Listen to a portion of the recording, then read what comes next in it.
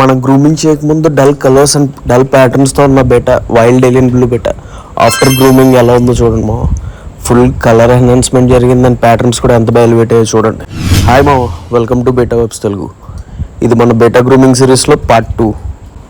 ఎవరన్నా part 1 miss అయితే అది చూసి చూడండి మా, బెస్ట్. చూసారు కదా మనం గ్రూమింగ్ చేయకముందు ఎలా ఉందో అండ్ గ్రూమింగ్ చేసిన తర్వాత ఎంత బాగా డెవలప్ అయిందో. ఈ రోజు అయితే నీట్గా వాటర్ చేంజ్ చేద్దామా. ప్రతి 3 డేస్కి ఒకసారి వాటర్ చేంజ్ చేయడం అయితే బెస్ట్. ఎందుకంటే బెటాస్ వచ్చేసి మ్యాక్సిమం కార్నివర్స్ అంటే లైవ్ ఫీడ్ మీద ఎక్కువ ఉంటాయి. సో ఇవి ప్రొడ్యూస్ చేసే వేస్ట్ చాలా టాక్సిక్గా ఉంటుంది.